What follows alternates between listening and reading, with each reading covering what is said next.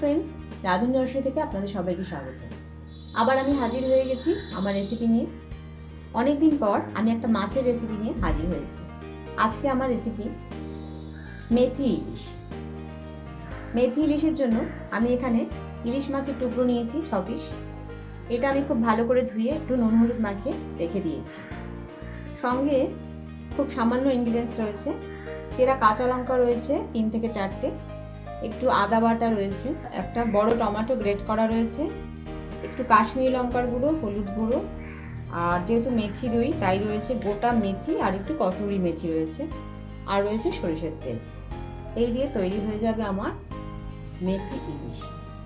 আসুন তাহলে রেডি করি। আমি গ্যাসের ওপর কড়া বসিয়েছি।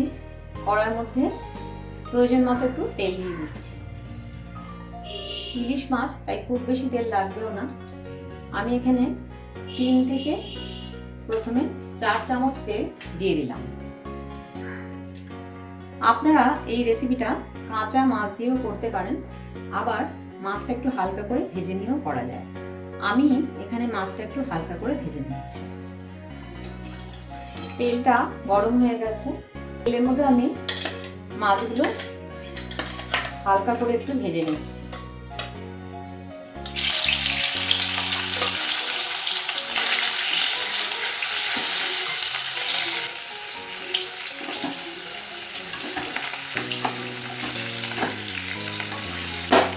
আমি মাছগুলো ভেজে নিয়ে অন্য পাত্রে তুলে নিচ্ছি। দেখুন খুব হালকা করেই এটা ভেজেছি, খুব বেশি ভাজার দরকার নেই। আমি মাছগুলো হালকা করে ভেজে নিয়েছি। কড়ায় মাছ ভাজার পর অল্প তেল পড়ে রয়েছে, তার সাথে আমি আর এই ছোট চামচে 1.5 চামচের মতো তেল অ্যাড করে দিলাম। এটা একটু গরম হয়ে গেছে। এবার আমি যে একটু মেথি রেখেছিলাম, গোটা মেথি, সেটা একটু দিয়ে দিচ্ছি।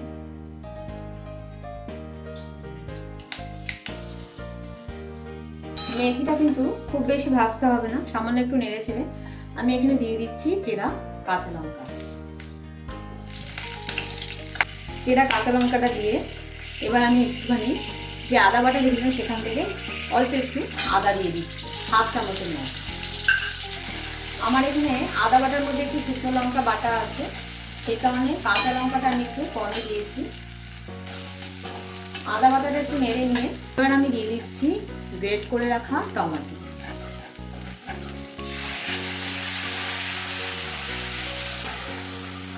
টমেটোটা একটু ভালো করে নেড়ে নিচ্ছি। টমেটো নাড়তে নাড়তে এর মধ্যে দিয়ে দিচ্ছি পরিমাণ মতো নুন। নুন দিয়ে আবার আমি টমেটোটা ভালো করে তেলের মধ্যে নেড়ে দিচ্ছি। টমেটোটা কিন্তু খুব ভালো করেই কষানো হয়ে গেছে। এবার আমি এর মধ্যে 2-4 দানা একটু চিনি দিয়ে দিলাম। এটা কিন্তু অপশনাল, যেহেতু মেথি মাছ করছি তার জন্য একটু 2-4 দানা চিনি দিলাম। এটা আপনারা দিলেও পারেন, না দিলেও পারেন। এবার দিয়ে দিচ্ছি কাশ্মীরি লঙ্কার গুঁড়ো আর হলুদ গুঁড়োটা।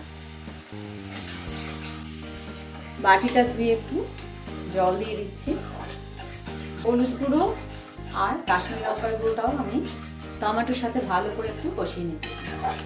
টমেটো, হলুদ গুঁড়ো, কাশ্মীরি লঙ্কার গুঁড়ো, 2-4 দানা চিনি আর পরিমাণ মতো নুন দিয়ে আমি এটা ভালো করে কষিয়ে নিলাম। এবার আমি এতে পরিমাণ মতো জল দিয়ে দিচ্ছি।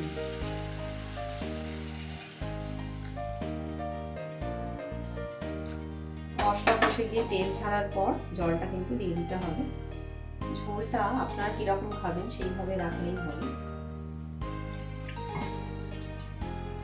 আমি ছোট বাটির 3 থেকে 4 বাটির মতো জল এখানে ইউজ করেছি। জলটা আপনারা আপনাদের মানে কিরকম রাখবেন সেই রকম ভাবে দিলেই হবে। জলটা দেওয়ার পর জলটা ফুটে গেছে।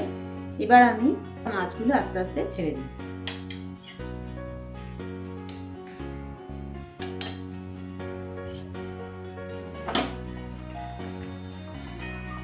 মাছগুলো দিয়ে একটু ঢাকা দিয়ে দিলাম।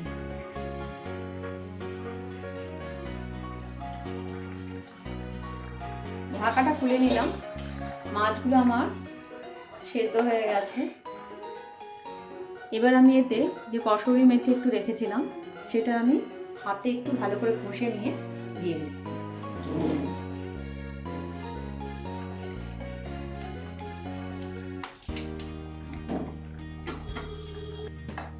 কসুরি মেথি দিয়ে এটা আমি বেশি কুক করছি না। এবার আমি গ্যাসের ফ্লেমটা অফ করে দিলাম, দিয়ে একটু ঢাকা দিয়ে রাখছি যাতে মেথির ফ্লেভারটা ঝোলের সাথে মিশে যায়। 2-1 মিনিট স্ট্যান্ডিং টাইম দেওয়ার পর আমি ঢাকাটা খুলে নিলাম। মেথি ইলিশ কিন্তু আমাদের একদম রেডি হয়ে গেছে। এবার আমি এটা সার্ভ করে দিচ্ছি। মেথি ইলিশ আমার তৈরি হয়ে গেছে, আমি এখানে সার্ভ করে দিয়েছি। মেথি ইলিশের জন্য আমি এখানে ঝোলটা আমি আমার পছন্দ মতো রেখেছি। আপনারা চাইলে একটু কমাতেও পারেন বা বাড়াতেও পারেন।